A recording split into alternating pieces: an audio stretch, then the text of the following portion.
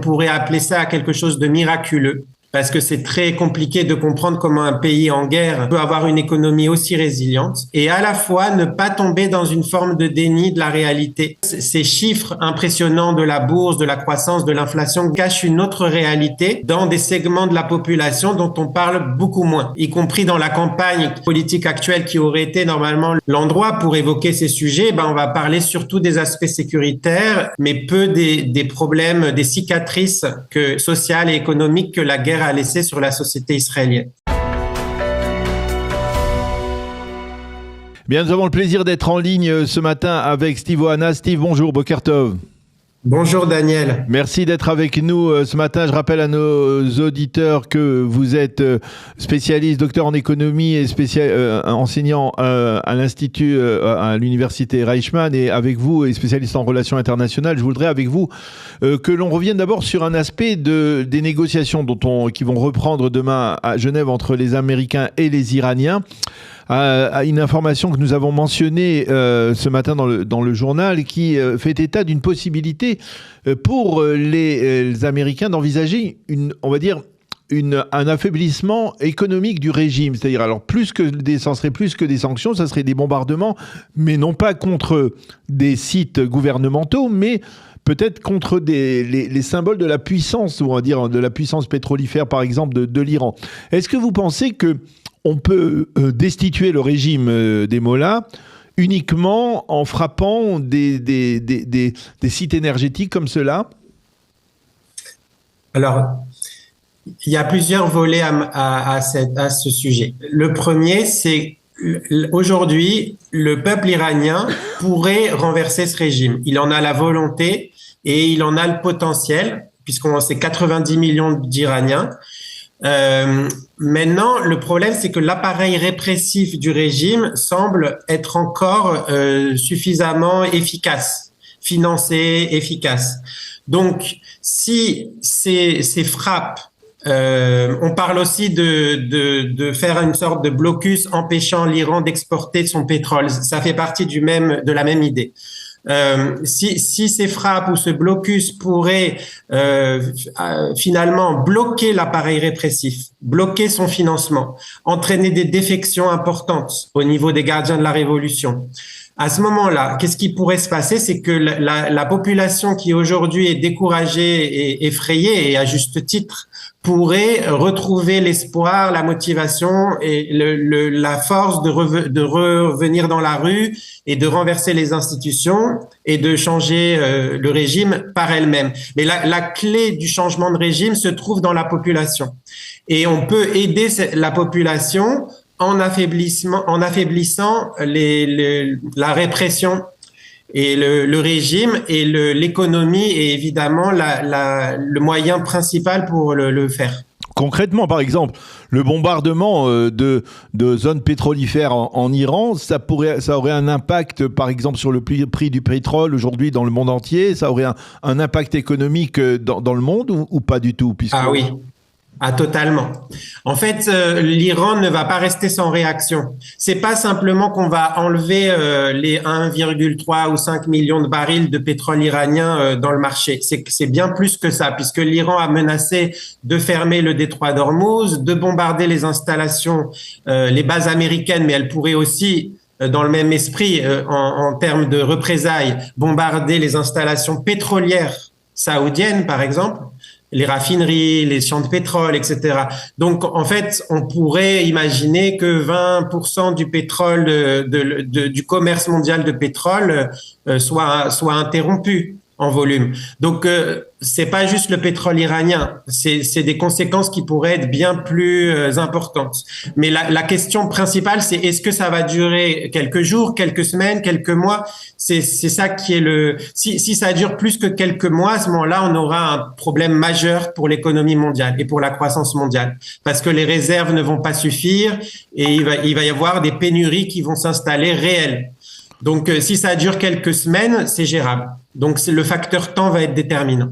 Le facteur temps va être déterminant. Alors, je voudrais revenir avec vous sur le sujet pour lequel nous vous avions sollicité à l'origine. C'est plutôt l'économie israélienne qui manifeste véritablement une bonne santé, on peut dire de manière assez stupéfiante.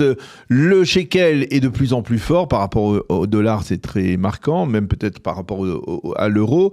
Et puis, on voit que la bourse israélienne, et Benjamin Netanyahou s'en est vanté, réalise des prouesses tout à fait inattendues, on va dire, dans la conjoncture actuelle, quelques mois après 2 années de guerre.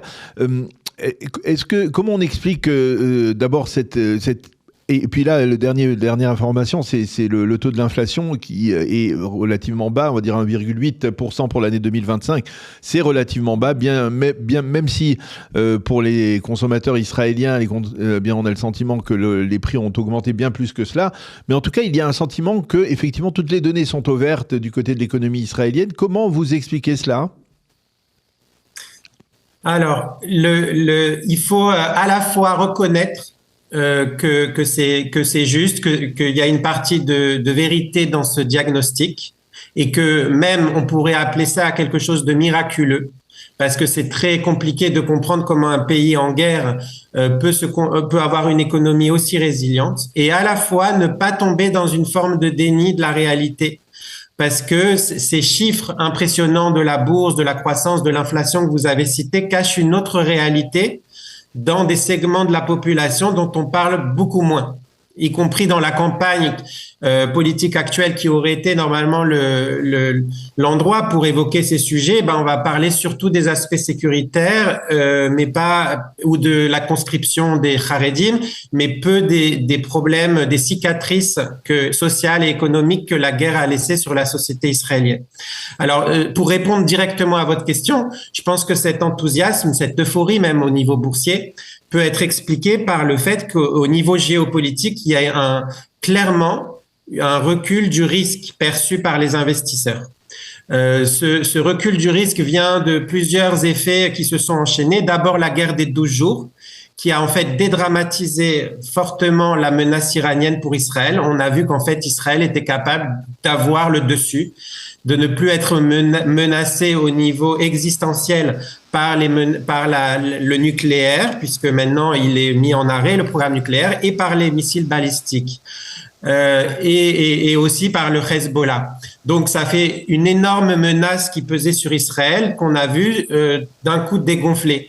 Et d'autre part, la signature du cessez-le-feu à Gaza sous la coupe américaine a aussi inspiré énormément de confiance aux investisseurs.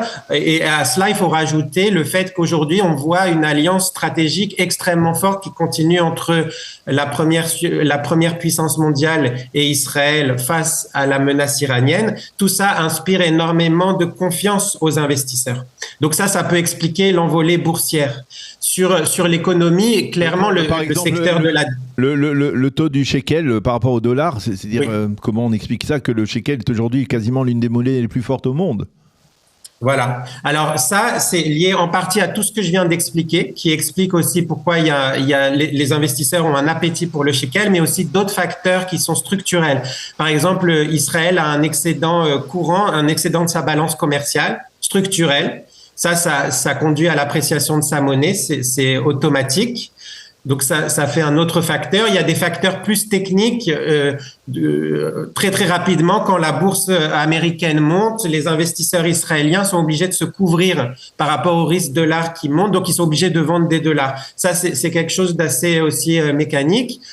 Donc, vous conjuguez tous ces effets structurels, géopolitiques, conjoncturels, etc. Et puis, vous arrivez à ce shekel. Mais il faut voir aussi que le shekel part d'un niveau assez bas avant la guerre, au tout début de la guerre du 7 octobre. On l'a vu atteindre 4 le dollar par rapport au shekel.